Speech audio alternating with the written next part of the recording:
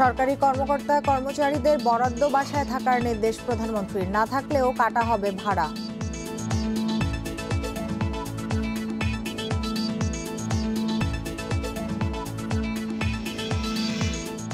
নতুন করোনা সংক্রমণ ঠেকাতে ব্রিটেনের ফ্লাইট বন্ধের চিন্তা বাংলাদেশের যে কোনো সময়ের সিদ্ধান্ত।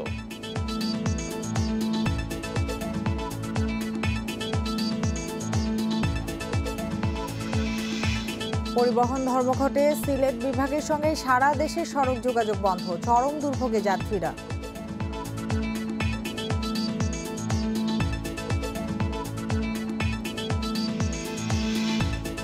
এতক্ষণ শিরোনামগুলো জানাচ্ছিলাম, এবার জানাবো পুরো খবর। দেশে করোনায় আরও 17 জনের মৃত্যু হয়েছে, এর মধ্যে পুরুষ 11 এবং নারী 6 জন। এ নিয়ে মোট প্রাণহানি হল 7,329 জনের। 161টি ল্যাবে 24 ঘন্টায় 15,145 নমুনা পরীক্ষায় করোনা শনাক্ত হয়েছে 1,318 জনের। পরীক্ষা বিবেচনায় শনাক্তের হার 8.70%। মঙ্গলবার স্বাস্থ্য অধিদপ্তরের বিজ্ঞপ্তিতে জানানো হয়, দেশে মোট করোনা আক্রান্তের সংখ্যা দাঁড়ালো 5,03,501 জনে। সুস্থ হয়েছেন আরও 2,235 জন। এ নিয়ে মোট সুস্থ 4,41,929 জন।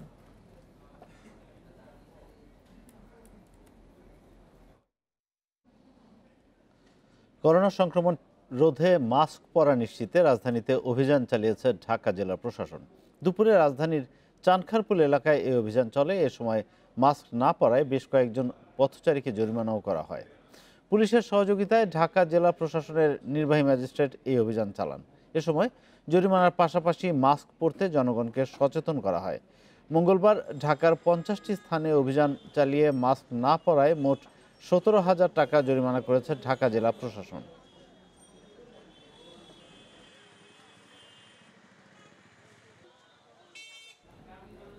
প্রথম ধাপে 18 ক্যাটাগরিতে করোনার টিকা পাবেন 51,84,000 মানুষ। এর মধ্যে 10 লাখ টিকা পাবেন সরকারি বেসরকারি হাসপাতালে স্বাস্থ্যকর্মীরা। পাড়া মহল্লায় মাইকিং প্রচার ও বাড়ি বাড়ি গিয়ে নাম তালিকা চূড়ান্ত করবে এলাকা ভিত্তিক কমিটি। এছাড়া জাতীয় পরিচয়পত্রের নম্বর দিয়ে নিবন্ধন করা যাবে অনলাইনেও। বিশ্বজুড়ে করোনা মহামারীর মধ্যে আশার আলো হয়ে দেখা দিয়েছে করোনার টিকা। দেশে প্রথম ধাপে টিকা পাবেন 51,84,282 জন। কারা থাকছেন এই তালিকায় তা নিয়ে যেন আলোচনার শেষ নেই। সবার আগে টিকা পাবেন চিকিৎসক স্বাস্থ্যকর্মীরা। সরকারি হাসপাতালে করোনা ইউনিটের চিকিৎসক, নার্স, টেকনোলজিস্ট, পরিচ্ছন্নতা কর্মী, অ্যাম্বুলেন্স চালক সহ 3,32,027 জন। বেসরকারি ও স্বায়ত্তশাসিত প্রতিষ্ঠানে কোভিড ইউনিটের 6 লাখ স্বাস্থ্যকর্মী। এরপরেই টিকা পাবেন সরকারি বেসরকারি নন কোভিড হাসপাতালের 1,20,000 স্বাস্থ্যকর্মী। স্বাস্থ্যকর্মীদের পরেই প্রথম ধাপেই টিকা পাবেন 2,10,000 মুক্তিযোদ্ধা। সংক্রমণ ঝুঁকিতে থাকা আইন শৃঙ্খলা রক্ষাকারী বাহিনীর 5,46,619 সদস্য, মাঠ পর্যায়ের 50,000 গণমাধ্যম কর্মী, সচিবালয়, জেলা ও উপজেলা পর্যায়ের 5,000 কর্মকর্তা, সংসদ সদস্য, মেয়র, কাউন্সিলর সহ 1,78,298 জন জনপ্রতিনিধি, সিটি কর্পোরেশন, পৌরসভার 1.5 লাখ সেবাকর্মী, জরুরি সেবা খাত ও ফায়ার সার্ভিসের 4 লাখ সদস্য, বিমানবন্দর, স্থল, সমুদ্র ও নৌবন্দরে কাজ করা 1,50,000 কর্মী, বিদেশগামী 1,20,000 অদক্ষ প্রবাসী শ্রমিক, জেলা উপজেলা পর্যায়ের 4 লাখ সরকারি কর্মকর্তা কর্মচারী, 1,97,621 ব্যাংক কর্মকর্তা কর্মচারী, করোনায় মৃতদের দাফন ও সৎকারে নিয়োজিত 75,000 কর্মী, মসজিদের প্রবীণ ইমাম, মুয়াজ্জিন এবং অন্যান্য ধর্মীয় উপাসনালয়ের 5,86,000 সদস্য। এছাড়া HIV, যক্ষ্মা, ক্যান্সার সহ বিভিন্ন জটিল রোগ আক্রান্তদের 6,25,000 জনকে টিকা দেয়া হবে। স্বাস্থ্য অধিদপ্তরের এই কর্মকর্তা বলছেন, মহামারী প্রতিরোধ ব্যবস্থাপনায় জরুরি ভিত্তিতে ব্যবহারের জন্য 78,000 টিকা রিজার্ভ রাখা হবে।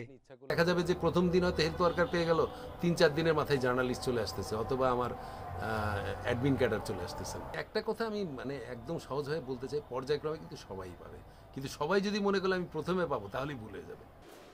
51 লাখ নাগরিকের নাম চূড়ান্ত করতে কাজ করবে এলাকা ভিত্তিক কমিটি। মাইকিং, এমনকি বাড়ি বাড়ি গিয়েও নাম সংগ্রহ করবেন স্বাস্থ্যকর্মীরা। জাতীয় পরিচয়পত্র নম্বর দিয়ে অনলাইনেও করা যাবে নাম নিবন্ধন। আর জটিল রোগে আক্রান্তদের নাম চূড়ান্ত করবে সংশ্লিষ্ট হাসপাতাল।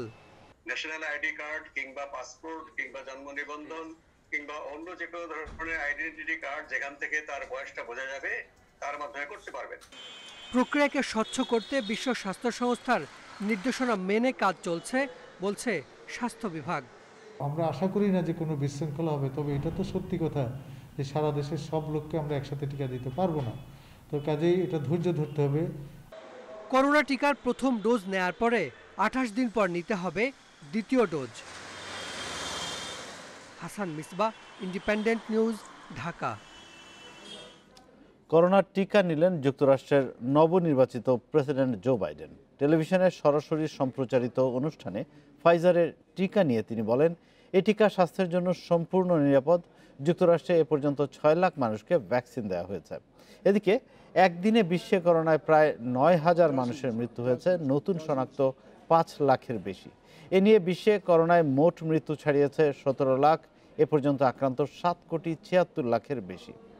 এর মধ্যে যুক্তরাষ্ট্রেই একদিনে 1800-র বেশি মৃত্যু এবং 2 লাখ নতুন রোগী শনাক্ত হয়েছে। নিউ ইয়র্কে ঢোকার আগে সবাইকে করোনা পরীক্ষা করার নির্দেশ দিয়েছেন সেখানকার গভর্নর। 24 ঘন্টায় যুক্তরাজ্যের 33,000 মানুষ নতুন করে করোনা শনাক্ত হয়েছেন। সংক্রমণ নিয়ন্ত্রণে আরও কঠোর পদক্ষেপ নেয়ার ইঙ্গিত দিচ্ছেন কর্তৃপক্ষ। এদিকে সাউথ আফ্রিকাতেও ছড়িয়ে পড়েছে নতুন ধরনের করোনা ভাইরাস। দেশটিতে গত কয়েকদিনে আক্রান্ত এবং মৃতের বেশিরভাগই নতুন ধরনের ভাইরাসে বলে জানা গেছে। Trump campaign brought dozens and dozens and dozens of যুক্তরাজ্যে পাওয়া করোনা ভাইরাসের নতুন ধরনটিও নিয়ন্ত্রণ করা সম্ভব বলে আশ্বাস দিল বিশ্ব স্বাস্থ্য সংস্থা। সোমবার WHOর হেলথ এমার্জেন্সি প্রোগ্রামের নির্বাহী পরিচালক মাইকেল রায়ান জানান, নতুন এই স্ট্রেন দ্রুত সংক্রমণ ছড়ালেও পরিস্থিতি এখনও হাতের বাইরে চলে যায়নি। তিনি বলেন, এই মহামারীর সময়ে এর থেকেও অনেক বেশি মাত্রায় সংক্রমণ মানুষ দেখেছে, সেগুলো নিয়ন্ত্রণ করা সম্ভব হয়েছে। তাই নতুন এই ধরন নিয়ন্ত্রণের বাইরে চলে গেছে এমনটা ভাবার কোনো কারণ নেই বলেও জানায় বিশ্ব স্বাস্থ্য সংস্থার এই কর্মকর্তা। তবে এ নিয়ে চুপ করে বসে থাকাটাও ঠিক হবে না বলে সতর্ক করেন মাইকেল রায়ান। এর সংক্রমণ এড়াতে যেসব পদক্ষেপ নেওয়া হচ্ছে তা সঠিক বলে দাবি করেন এই কর্মকর্তা। এর একদিন আগে যুক্তরাজ্যে করোনার নতুন ধরন নিয়ে সতর্ক করেন দেশটির স্বাস্থ্যমন্ত্রী ম্যাট হ্যানকক। এরই মধ্যে দেশটির সাথে সব ফ্লাইট চলাচল বন্ধ করেছে 40টির বেশি দেশ। আগেরটির তুলনায় নতুন এই করোনা ভাইরাস ছড়ানোর হার 70% বেশি।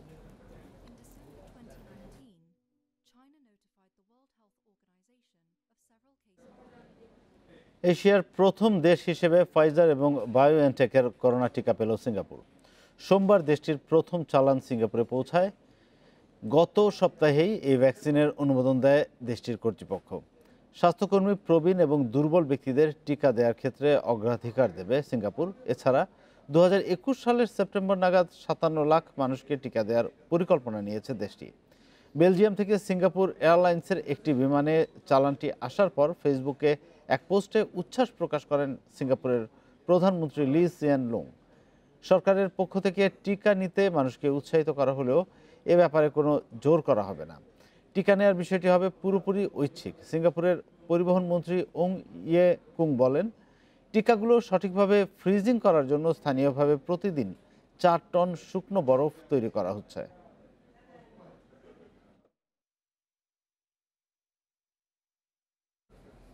গ্রামের মানুষের জন্য টয়লেট ও হাত ধোয়ার স্টেশন নির্মাণ এবং পানি সরবরাহ প্রকল্পে পরামর্শক ব্যয় হবে 50 কোটি টাকার বেশি। আর প্রকল্পের ব্যয় 1,882 কোটি টাকা। মঙ্গলবার আগারগাঁওয়ে এনইসি সম্মেলন কক্ষে একনেক সভায় এ প্রকল্প অনুমোদন দেওয়া হয়েছে। সভায় সরকারি কর্মকর্তা কর্মচারীদের বরাদ্দকৃত বাসায় থাকার নির্দেশনা দেন প্রধানমন্ত্রী শেখ হাসিনা। না থাকলেও ভাড়া কেটে নেয়ার নির্দেশও দেন তিনি। করোনা ভাইরাসের সংক্রমণ রোধে হাত ধোয়া স্টেশন নির্মাণ ছাড়াও স্বাস্থ্যসম্মত টয়লেট নির্মাণ ও সুপেয় পানি সরবরাহের প্রকল্প নিয়েছে সরকার।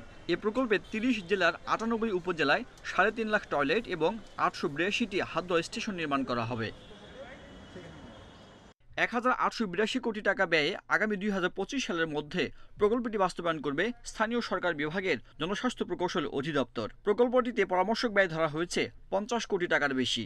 এই যে মানব সম্পদ উন্নয়নে গ্রামীণ পানি সরবরাহ স্যানিটেশন প্রকল্পের ক্ষেত্রে উনি নির্দেশনা দিয়েছেন, যেহেতু এটা পানি সরবরাহ করা হবে পাইপ টু ওয়াটার এবং আন্ডারগ্রাউন্ড ওয়াটার, তিনি নির্দেশনা দিয়েছেন যেখানে সারফেস ওয়াটার অ্যাভেলেবল যে সময় সেখানে যেন সারফেস ওয়াটার ব্যবহারের বিষয়টা বিবেচনা করা হয়। একনেক সভায় প্রিপেড গ্যাস মিটার স্থাপনে দ্বিতীয় সংশোধিত প্রকল্পের অনুমোদন দেওয়া হয়। শিল্পকে গুরুত্ব দিয়ে দ্রুত সব জায়গায় প্রিপেড গ্যাস মিটার স্থাপনের নির্দেশ দেন প্রধানমন্ত্রী শেখ হাসিনা। বরাদ্দকৃত সরকারি বাসায় না থাকলেও ভাড়া কেটে নেওয়ার নির্দেশ দেন তিনি। যাদের নামে বাসা বরাদ্দ হবে, বিশেষ করে ইয়ারমার্ক বাসাগুলা, সেগুলোতে তাদেরকে থাকতেই হবে এবং যদি না থাকেন তারপরেও তাদেরকে ভাড়া, তারা যে বাড়ি ভাড়া বাবদ ভাতা পান সেটা পাবেন না। এই বিষয়ে ব্যবস্থা নিতে নির্দেশ দিয়েছেন। সভায় রাজশাহী প্রকৌশল ও প্রযুক্তি বিশ্ববিদ্যালয়ের অধিকতর উন্নয়নে সংশোধিত প্রকল্পের অনুমোদন দেওয়া হয়। এ সময় শিক্ষা প্রতিষ্ঠানগুলো উন্নয়নে মহাপরিকল্পনা তৈরির নির্দেশনাও দেন প্রধানমন্ত্রী। দেখা যাচ্ছে যে অনেকবারই পরিবর্তন। Sajjad Hossain, independent News, Dhaka. যে প্রকল্পের সংবাদ সন্ধ্যায় এ পর্যায়ে নিচ্ছি বিরতি। ফিরবো অন্যান্য খবর। বিরতির পর ফিরে এলাম সংবাদ সন্ধ্যায়। যাচ্ছি পরের খবর থেকে। যে কোনো মুহূর্তে বন্ধ হতে পারে যুক্তরাজ্যের সঙ্গে আকাশপথে যোগাযোগ। দুপুরে নিজ মন্ত্রণালয়ে পররাষ্ট্রমন্ত্রী AK আব্দুল মোমেন জানান, নতুন ধরনের করোনা ভাইরাসের সংক্রমণ ঠেকাতে সাময়িক বন্ধ রাখার চিন্তা করা হচ্ছে। পরিস্থিতি পর্যবেক্ষণ করা হচ্ছে বলে জানান তিনি। নতুন ধরনের করোনা ভাইরাসের আতঙ্কে যুক্তরাজ্যের সঙ্গে সব ফ্লাইট বাতিল করেছে 40টিরও বেশি দেশ। আর সড়ক, সমুদ্র, রেল ও আকাশপথে মালামাল বহনও বন্ধ রাখছে ফ্রান্স। 31শে ডিসেম্বর পর্যন্ত যুক্তরাজ্যের সঙ্গে ফ্লাইট নিষিদ্ধ করেছে ভারত। পরিস্থিতি নিয়ে উদ্বিগ্ন বাংলাদেশও। সাসপেনশন কয়েকদিনের জন্য, আপনারা দেখছেন সৌদি আরবে 1 সপ্তাহের জন্য সাসপেন্ড করেছে, তারপর বলেছে ইট কুড বি এক্সটেন্ডেড। তো আমরা হয়তো এই ধরনের কোনো একটা পদক্ষেপ নেব। ইন্ডিয়া সাসপেন্ড করেছে, তো আমরা হয়তো ওই ধরনের পদক্ষেপ নেব। এটা অবজার্ভ করতেছে না, any minute some decision will be made. এদিকে সচিবালয়ে এক সংবাদ সম্মেলনে বেসামরিক বিমান চলাচল ও পর্যটন মন্ত্রণালয়ের সিনিয়র সচিব মহিবুল হক জানান, নিজ থেকে আন্তর্জাতিক ফ্লাইট চলাচল বন্ধ করেছে সৌদি সরকার। এক্ষেত্রে বাংলাদেশের কিছু করার নেই, তবে এদেশের যাত্রীরা যেন ভোগান্তিতে না পড়ে সেজন্য ব্যবস্থা নেওয়া হচ্ছে। তাদেরকে কোনো রকম ফি ছাড়াই তাদেরকে যখন পরিস্থিতি স্বাভাবিক হবে আমরা এই টিকিট আবার রিইস্যু করে দেব তাদেরকে, তখন তারা কোনো রকম বাড়তি পয়সা ছাড়া কিন্তু আবার যেতে পারে। তিনি আরও জানান, করোনা ভাইরাসের কারণে বিমান ও সিভিল এভিয়েশন খাতে ক্ষতির পরিমাণ 2,500 কোটি টাকা ছাড়িয়ে গেছে, আর পর্যটন খাতে প্রায় 2,000 কোটি টাকা। Nafiza Daula, independent News, Dhaka. পাথর কোয়ারি খুলে দেওয়ার দাবিতে সিলেটে পরিবহন ধর্মঘট শুরু করেছে পরিবহন শ্রমিকরা। সিলেট বিভাগীয় ট্রাক, পিকআপ, কাভার্ড ভ্যান মালিক ঐক্য পরিষদের ডাকা ধর্মঘটের কারণে সারা দেশের সাথে সিলেট বিভাগের সড়ক যোগাযোগ বন্ধ রয়েছে।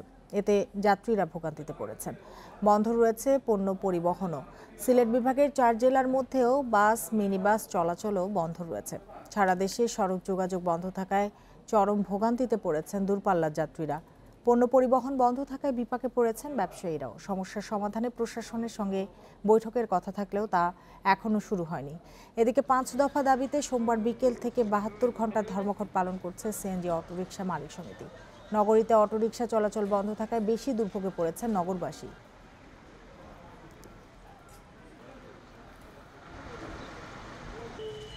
3-4 দিন আগের যেগুলো যাত্রীরা এসে টিকিট নিয়ে নিয়েছিল সেগুলো আমরা ফেরত দিতেছি। সেখান থেকে যখন আসছে এখানে নাইমা দেখি যে হরতাল ধর্মঘট চলতেছে, তখন কিভাবে বাড়িতে যাবো, খুব ভোগান্তির মাঝে আছি।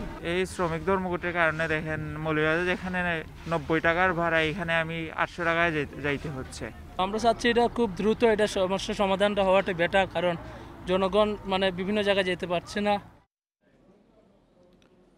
দিনাজপুরের ফুলবাড়িতে রূপসা এক্সপ্রেস ট্রেনের একটি বগি লাইনচ্যুত হয়েছে। বিকেলে ফুলবাড়ি রেল স্টেশন এলাকায় এ ঘটনা ঘটে। এতে দিনাজপুর, পঞ্চগড়, ঠাকুরগাঁও এবং নীলফামারীর সঙ্গে সারা দেশের ট্রেন চলাচল বন্ধ রয়েছে। ফুলবাড়ি স্টেশন মাস্টার রফিক চৌধুরী জানিয়েছেন, খুলনা থেকে চিলহাটিগামী রূপসা এক্সপ্রেস ট্রেনটি স্টেশন ছাড়ার কিছুক্ষণ পর মাঝখানের একটি বগি লাইনচ্যুত হয়। এ ঘটনার পর 4 জেলার ট্রেন চলাচল বন্ধ হয়ে যায়। পরে অর্ধেক বগিসহ ট্রেনটি গন্তব্যের উদ্দেশ্যে ছেড়ে যায়। লাইনচ্যুত বগি সহ অন্য বগি সরিয়ে নিতে উদ্ধারকারী ট্রেন ডাকা হয়েছে। এতে পার্বতীপুর রেল স্টেশনে আটকা পড়েছে ঢাকাগামী পঞ্চগড় এক্সপ্রেস।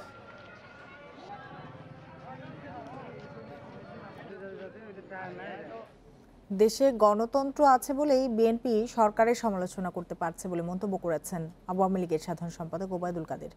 অন্যদিকে সরকার উন্নয়ন ও গণতন্ত্রের কথা বলে জনগণকে বিভ্রান্ত করছে বলে মন্তব্য করেছেন বিএনপির মহাসচিব মির্জা ফখরুল ইসলাম আলমগীর। মঙ্গলবার রাজধানীতে দুটি আলাদা অনুষ্ঠানে এসব কথা বলেন তারা। মঙ্গলবার সকালে সিলেট শ্রীমঙ্গল ও সিলেট হবিগঞ্জ সড়কে বিআরটিসির বাস সার্ভিস উদ্বোধন শেষে ভিডিও কনফারেন্সে সচিবালয় থেকে যুক্ত হন সড়ক পরিবহন মন্ত্রী ও আওয়ামী লীগের সাধারণ সম্পাদক ওবায়দুল কাদের। এ সময় তিনি বলেন, সীমান্ত সমস্যা নিয়ে বিএনপির কর্মসূচি লোক দেখানো। সরকার সীমান্ত এলাকার স্থিতিশীলতা রক্ষা এবং উন্নয়নে অত্যন্ত আন্তরিকভাবে কাজ করছে। দেশে গণতন্ত্র নেই, বিএনপি মহাসচিবের এমন অভিযোগের জবাবও দেন তিনি। বিএনপি গণতন্ত্র নেই বলে তারস্বরে অভিযোগ করে প্রতিদিন, সরকারের সমালোচনা করে নিত্যদিন। গণতন্ত্র আছে বলেই তো আপনারা যা খুশি তাই বলতে পারছেন। এ সরকারের আমলে এমন কোনো সমালোচনা নেই, এমন কোনো বিরূপ কথাবার্তা, মাঝে মাঝে বিদ্বেষপ্রসূত বক্তব্য আপনারা দিয়ে চলছেন। এদিকে গুলশান কার্যালয়ে সংবাদ সম্মেলনে বিএনপি মহাসচিব মির্জা ফখরুল ইসলাম আলমগীর বলেন, সরকারি দলের নেতারা সবসময় গণতন্ত্র ও উন্নয়নের কথা প্রচার করছে, কিন্তু বাস্তব চিত্র ভিন্ন। এ সময় তিনি মনে করিয়ে দেন, ইউএনডিপির দক্ষিণ এশিয়ার মানব উন্নয়ন সূচকেই বাংলাদেশের অবস্থান পঞ্চম। আজকে পত্রিকায় আছে যে ইউএনডিপির যে আপনার গতকাল তারা যে ঘোষণা করেছে যে বাংলাদেশের গোটা এশিয়াতে কি অবস্থান, কোন কোন দেশের কোন অবস্থা আছে, তাতে বাংলাদেশ কিন্তু সাউথ এশিয়াতেই আপনার পঞ্চম, 4টা দেশের পরে। ভুটানের সঙ্গে নিচে। তো এখানে বোঝা যায় যে আসলে আমাদের উন্নয়নের কথা যেটা বলা হচ্ছে, এটা আসলেই একটা পুরোপুরিভাবে জনগণকে বিভ্রান্ত করার চেষ্টা করা হচ্ছে। দেশে প্রকৃত গণতন্ত্র থাকলে মানুষের দুরবস্থা হতো না বলেও মন্তব্য করেন বিএনপির মহাসচিব। Jahanara Parvin, Independent News, Dhaka. মেয়ে হত্যায় মিথ্যা তথ্য দিয়ে মামলা করায় বাদী পটুয়াখালীর জলিল দুয়ারীর বিরুদ্ধে মামলার নির্দেশ দিয়েছে হাইকোর্ট। বিচারপতি জাহাঙ্গীর হোসেন এবং বিচারপতি বদরুজ্জামানের বেঞ্চ এ আদেশ দেন। মামলার আসামি মেয়ের জামাই কাউসার গাজীর জামিন আবেদনের শুনানিতে এ আদেশ দেওয়া হয়। পটুয়াখালীর টাউন বহালগাছিয়া গ্রামে 2018 সালের 31 ডিসেম্বর সাথী আক্তারকে হত্যা করেন তার স্বামী কাউসার গাজী। ঘটনার পর সাথীর বাবা জলিল দুয়ারী মেয়ের জামাইয়ের বিরুদ্ধে হত্যা মামলা দায়ের করেন। নিহতের মেয়ে ফারিয়া আফরোজের জবানবন্দিতেও হত্যায় তার বাবা এবং কাউসার গাজী ও দাদার সংশ্লিষ্টতার কথা উঠে আসে। ময়নাতদন্ত প্রতিবেদনেও হত্যার কথা উল্লেখ করা হয়েছে। তবে আসামি কাউসার হাইকোর্টে জামিন আবেদন করলে এফিডেভিট দিয়ে বাদী জলিল জানান আসামি হত্যায় জড়িত ছিল না, অন্যের দ্বারা প্রভাবিত হয়ে হত্যা মামলাটি করেন তিনি। এতে ক্ষোভ প্রকাশ করে হাইকোর্টের বাদীর বিরুদ্ধে মামলা করতে আইন শৃঙ্খলা রক্ষাকারী বাহিনীকে নির্দেশ দেয়।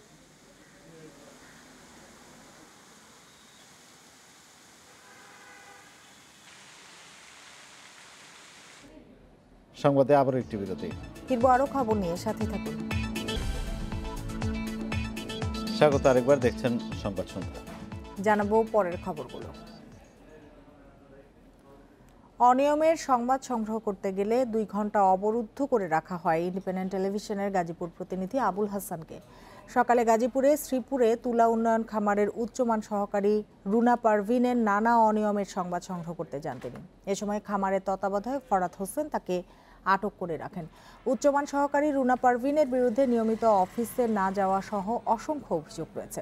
ঢাকা অফিসে পদায়ন হলেও তিনি অফিস করেন গাজীপুরের নিজ এলাকায়।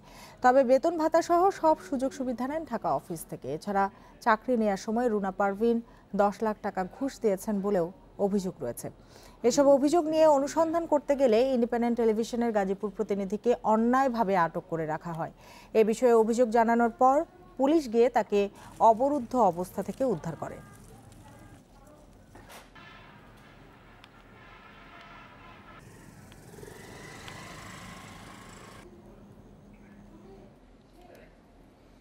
রাজধানীর চানখারপুলে নামি দামি ব্র্যান্ডের নকল 50 লাখ টাকার কেবল জব্দ করেছে র্যাবের ভ্রাম্যমাণ আদালত। এ সময় নকল কেবল তৈরির দায়ে দুজনকে 1.5 বছরের কারাদণ্ড দেওয়া হয়েছে। নির্বাহী ম্যাজিস্ট্রেট সারওয়ার আলমের নেতৃত্বে মঙ্গলবার দুপুর থেকে বিকেল পর্যন্ত পুরান ঢাকার চানখারপুল লেনের 2টি অবৈধ কারখানায় এই অভিযান পরিচালনা করা হয়। অভিযানে জানানো হয়, নাম সর্বস্ব 2টি কারখানায় দীর্ঘদিন ধরে নিম্নমানের বৈদ্যুতিক তার তৈরি করা হচ্ছিল, পরে বিআরবি এবং পলি কেবলের লোগো লাগিয়ে বাজারজাত করা হচ্ছিল।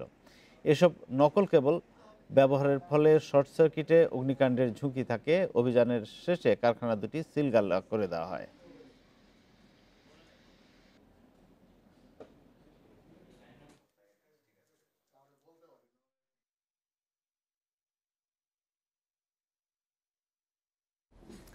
করোনা পরিস্থিতিতে ক্ষতিগ্রস্ত রপ্তানিমুখী শিল্পের 1794 জন শ্রমিক পেয়েছেন বিদেশি প্রণোদনার অর্থ। প্রথম ধাপে 3000 টাকা করে 3 মাস প্রণোদনা দেওয়া হয়েছে। পর্যায়ক্রমে আরও অন্তত 8000 শ্রমিক পাবেন আর্থিক সহায়তা। এতে তহবিল দিয়ে সহযোগিতা করছে ইউরোপীয় ইউনিয়ন এবং জার্মান সরকার। মঙ্গলবার বিকেলে এই কর্মসূচির উদ্বোধন করেন শ্রম প্রতিমন্ত্রী মনুজান সুফিয়ান। করোনার প্রভাবে দেশের বিভিন্ন শিল্প কারখানায় উৎপাদন বন্ধ থাকায় চাকরি হারান রপ্তানিমুখী বিভিন্ন শিল্পের অনেক শ্রমিক। তাদের সহায়তার জন্য যৌথভাবে 11 কোটি 30 লাখ ইউরো দিচ্ছে ইউরোপীয় ইউনিয়ন ও জার্মান সরকার, আর তা বাস্তবায়ন করছে শ্রম মন্ত্রণালয়। এই তহবিলের আওতায় রপ্তানিমুখী 4টি খাতের সংগঠনের পক্ষ থেকে 7390 জন শ্রমিকের একটি তালিকা দেওয়া হয়েছে।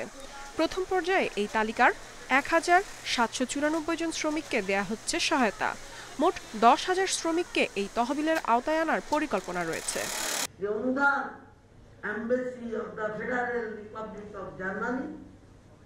এবং ইউরোপিয়ান ইউনিয়ন যে সহযোগিতা দিয়েছে, এটা 24 ঘন্টার মধ্যে এই শ্রমিকদের মধ্যে চলে যাবে। ব্যবসায়ীরা বলছেন, ইইউ এবং জার্মান সরকার মিলে 10 লাখ শ্রমিকের জন্য সহায়তা দিলেও বর্তমানে এত শ্রমিক কর্মহীন নেই। তাই এই তালিকা খুব বেশি দীর্ঘ হবে না বলে আশা করা যাচ্ছে। এরপরে আরো 30,000 কোটি টাকা সহ বিভিন্ন মোট সরকারের অর্থ মন্ত্রণালয় থেকে প্রায় 19টি প্যাকেজ ঘোষণা করা হয়েছে। 19টি প্যাকেজের মধ্যে দিয়ে বিভিন্ন সেক্টরকে আর্থিকভাবে সহায়তা করার উদ্যোগ গ্রহণ করা হয়েছে। তৈরি পোশাক খাতের আরেক সংগঠন বিকেএমই এর তথ্য মতে করোনার কারণে সর্বোচ্চ বেকার শ্রমিকের সংখ্যা 30,000-এর বেশি নয়। ইফাতারা, ইন্ডিপেন্ডেন্ট নিউজ। সংবাদে এ পর্যায়ে নিচ্ছে আরেকটি বিরতি। ফিরবো অন্যান্য প্রসঙ্গ নিয়ে।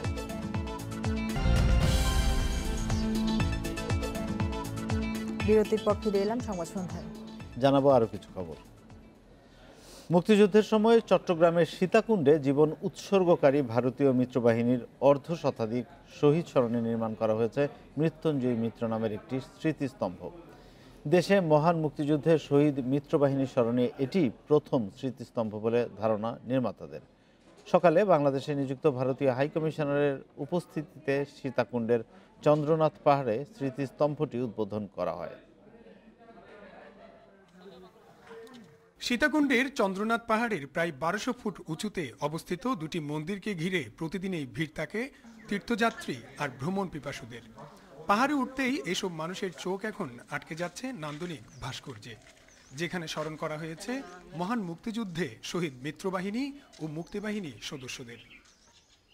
মুক্তিযোদ্ধারা জানান, 71-এর 12 ডিসেম্বর থেকে 16 ডিসেম্বর পর্যন্ত যৌথভাবে পাকিস্তানি হানাদার বাহিনীর উপর আক্রমণ করে মুক্তি ও মিত্রবাহিনী। 13টি সম্মুখযুদ্ধ ও 9টি গেরিলা যুদ্ধে মিত্রবাহিনীর অর্ধশত সদস্য ও অসংখ্য মুক্তিবাহিনী সদস্যদের প্রাণের বিনিময়ে 17 ডিসেম্বর হানাদার মুক্ত হয় এলাকাটি। মুক্তিযুদ্ধের ইতিহাস সংরক্ষণে এই স্মৃতিস্তম্ভ গুরুত্বপূর্ণ ভূমিকা রাখবে বলে জানিয়েছেন মুক্তিযোদ্ধারা। I saw the dead body is taking away in front of us. They all are Indian soldiers. Indian soldiers এখানেও কিছু মারা গেছে, যেখানে আজকে দেখতেছেন এখানে অনেকে ইয়ে আছে, এখানে দাফন করা হয়েছে বা দাহ করা হয়েছে, এবং এইভাবে তারা কিন্তু শেয়ার দেয়ার লাইফ। এই স্মৃতিটা আমাদের অবশ্যই যুগ যুগ ধরে আমাদের দেশের জনগণ এটা অবশ্যই স্মরণ করবে। উদ্বোধনকালে স্মৃতিস্তম্ভটি মিত্রবাহিনীর সদস্যদের প্রতি বাংলাদেশের মানুষের ভালোবাসার সুন্দর নিদর্শন বলে মন্তব্য করেন ভারতীয় হাই কমিশনার। আমি এখানে এসে সীতাকুণ্ডের মানুষের ভালোবাসায় সত্যি অভিভূত, বিশেষ করে এই সুন্দর ও চমৎকার নান্দনিক স্মৃতিস্তম্ভের জন্য। মিত্রবাহিনী ও মুক্তিবাহিনী হাতে হাত রেখে ৭১-এর যুদ্ধ করেছে। বাংলাদেশিরা ভারতীয়দের সত্যি কতটা ভালোবাসে তার একটি অনন্য নিদর্শন হলো এই স্মৃতিস্তম্ভ। আমাদের সম্পর্ক রক্ত সম্পর্ক। ৩০ লাখ টাকা ব্যয়ে মৃত্যুঞ্জয়ী মিত্র স্মৃতিস্তম্ভটি নির্মাণ করেছে চট্টগ্রাম জেলা পরিষদ। তাদের দাবি, মিত্রবাহিনীর শহীদদের স্মরণে দেশে নির্মিত এটি প্রথম ভাস্কর্য। আমরা এটার জন্য আমরা নিজেদেরকে অত্যন্ত সম্মানিত বোধ করতেছি যে আমরা এরকম একটা কাজ করতে পেরেছি, যে যৌথ বাহিনীর স্মৃতি রক্ষার্থে বাংলাদেশের কোথাও কিছু হয়েছে আমার জানা নেই, কিন্তু আমি এই চট্টগ্রামে এই সীতাকুণ্ডতে ঐতিহ্যবাহী স্থানে আমরা সেটা করেছি। চলতি বছরের মার্চে এর উদ্বোধন হওয়ার কথা থাকলেও করোনার কারণে তা যথাসময়ে উদ্বোধন করা যায়নি। Iftekhar Faisal, Independent News, Chattogram. England ও নিউজিল্যান্ড থেকে টেস্টে খালি হাতে ফিরেছে ওয়েস্ট ইন্ডিজ। বাংলাদেশে এসে তাই জয়ের জন্য উন্মুখ থাকবে জেসন হোল্ডাররা।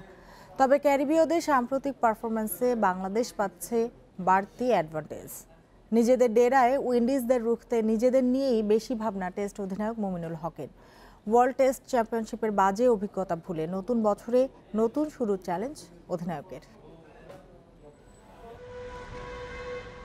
হাতের অস্ত্রোপচার শেষে পরিচিত আঙ্গিনায় মুমিনুল। দ্রুতই শুরু হবে পুনর্বাসন প্রক্রিয়া।